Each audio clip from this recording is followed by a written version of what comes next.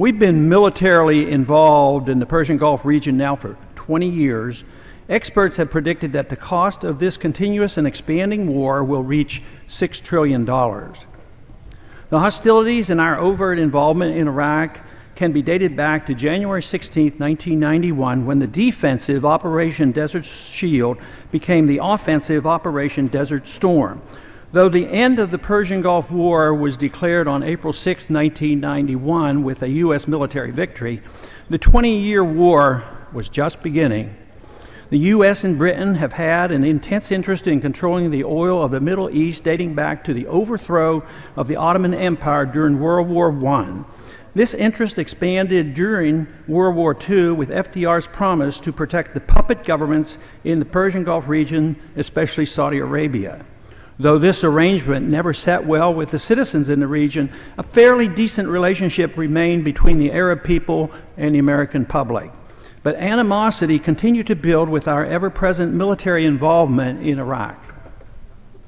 Our military assistance to the Mujahideen in the 1980s, now the Taliban, helped the Muslim defenders, one of whom was Osama bin Laden, oust the Soviets from Afghanistan.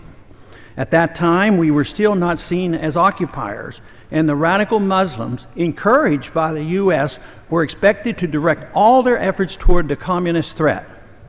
That all changed with the breakup of the Soviet system and the end of the Cold War, when, as the lone superpower left standing, we named ourselves the world policeman.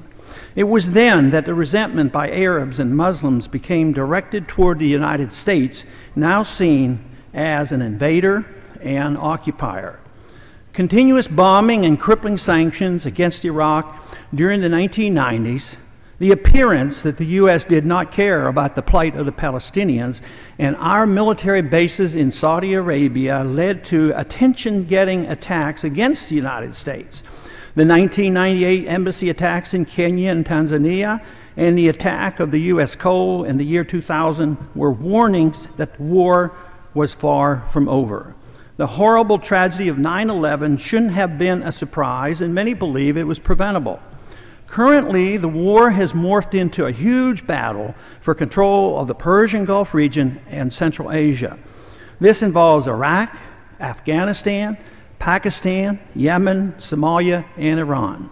Foolish policies lead to foolhardy conflicts. Foolhardy conflicts lead to unsustainable costs and a multitude of unintended consequences. To name a few, we have spent trillions of dollars based on the false pretense of defending freedom and our Constitution. The notion has been further solidified that war no longer needs to be declared by Congress and can be pursued as a prerogative of the President. We are now seen by the world not as a peacemaker, but rather a troublemaker and aggressor. Thousands of American service members have been killed and tens of thousands wounded, with a sharp increase in service-connected suicides. Over 500,000 veterans are seeking medical treatment and disability benefits. Millions of citizens have been killed, wounded, and displaced in the countries on the receiving end of our bombs, drones, sanctions, and occupation. The region has suffered huge environmental damage as a consequence of our military occupation. Christians from Iraq have suffered the worst rout in the history of Christendom. Iran and Iraq are now better allies than ever, with strong anti-American sentiment. Iraqi political stability is a joke. Ending hostilities in Afghanistan is a dream.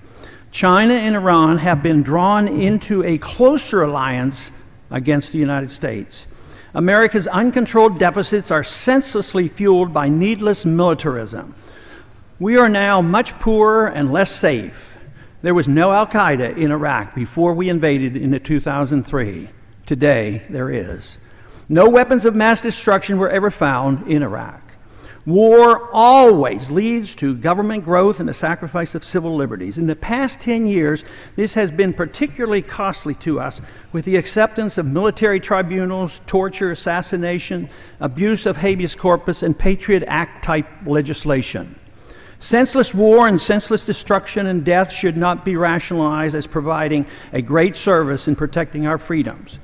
our Constitution, or maintaining peace. The only value that can come of this is to recognize that our policies are flawed and they need to be changed. Without this, history will record that the sacrifices were all in vain.